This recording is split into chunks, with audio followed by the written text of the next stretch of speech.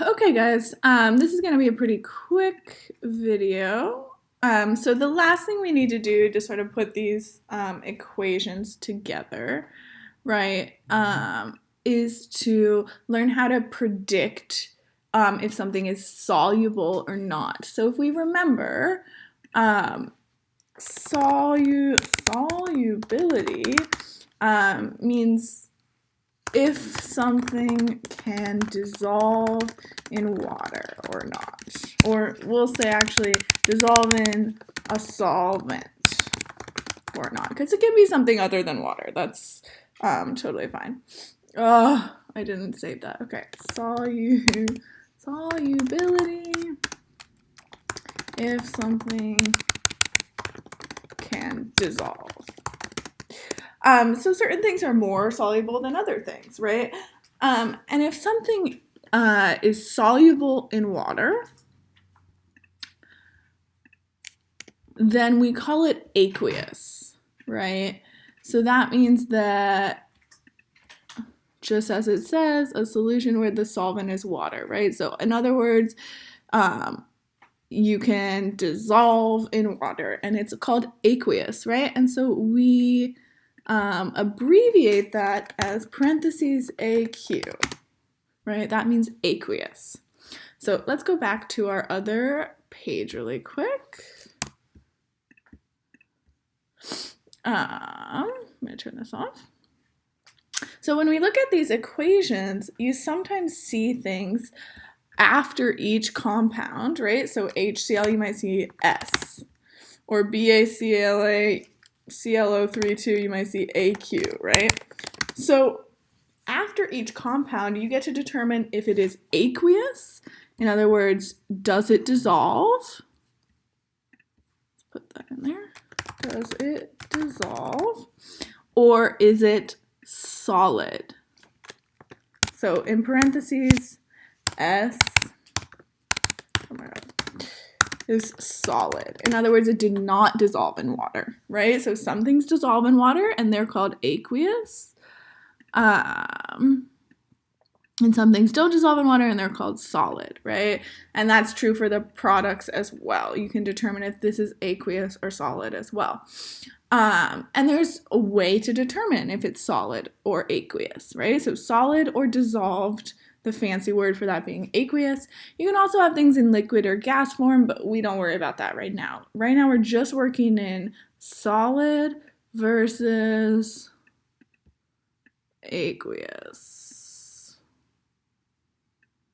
Okay, so I'm going to show you how you determine if something is solid or if something is aqueous.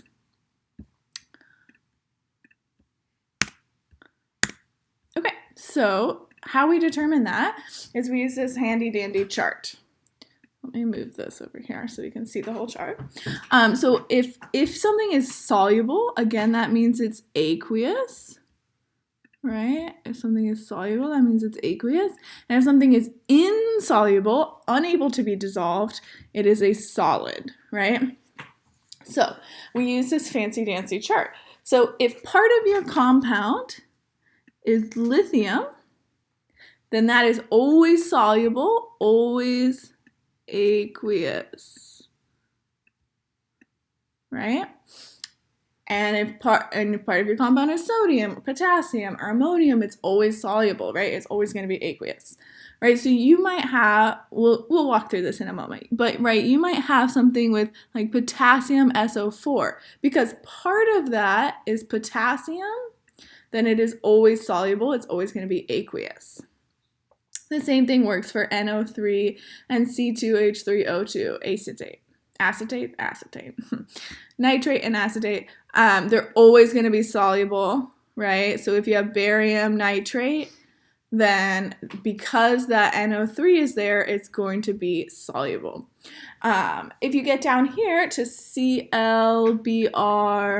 I apologize that the table is hard to read, I know.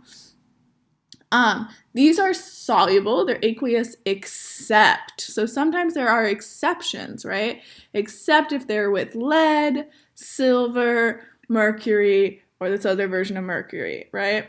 So if this is iron chloride, that is soluble. But if it is silver chloride, silver is an exception, right? So it's insoluble. It is a solid. Does that make sense? So there are exceptions to some of the rules, right? And the exceptions are listed here, right? So if this sulfate is combined with any of these, then it will be insoluble. And there's examples over here. And so the bottom half of the table is pretty much the same thing. It's just saying that these are automatically insoluble unless there's an exception. Right? So this table will always be available to you. You do not have to memorize this table at all, but you do need to be able to use this table, right? So if something is CO3, we know that that's insoluble unless it's with any of these, right? So you're just going to go through in the chemical equations that you are predicting, right, when you're predicting your products, and you're going to write if your products are solids or aqueous, because that's important information to include in your chemical equation. And you want to be able to do that for yourself, and it's pretty easy. All you have to do is be able to use this table. Okay, so we're going to practice a couple. So here we are over here. Oop, let me get rid of that. Okay, so we're going to practice this one, right? So we're starting with this one. So what we have is NH4. So as soon as you see an NH4, you know that that's always soluble, right? We're going to skip naming it. And so we know that this is an aqueous solution because it is always soluble if it has an NH4, ammonium, right? Always soluble, so then it's going to be aqueous. Now let's go to this one. So barium and OH, right? So we're going to look for both of those. I don't see barium at all, but I do see OH, right? And it says OH is insoluble, and then we need to check the exceptions. So right now we think it's insoluble, but in the exceptions there's a barium, right? Which means it's now the opposite. It is soluble. It is aqueous, because it met that exception. So normally OH is insoluble, but because there's an exception, right, it's going to be soluble or aqueous. We'll put this, so this is iron, I think that's CO3,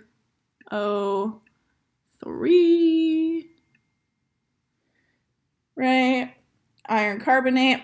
Okay, so iron not on here anywhere, but CO3 is, right? It's down here in insoluble, right? And we're going to check the exceptions. Iron is not part of an exception, so we know that it remains insoluble. And this is S. Solid, insoluble, right? Now let's go to NaOH. So we have OH. We know that OH is insoluble. Let's check the exceptions. Na is part of an exception, right? So now this is aqueous, right? That is soluble. And then we can do our final one, RbNO3. We don't see Rb over here, but we do see NO3. NO3 is always soluble. There are no exceptions. So we know automatically that this is aqueous, right? So you see how we determine if something is aqueous or solid based on its chemical formula and using this table or chart. So that's all you have to do for this one.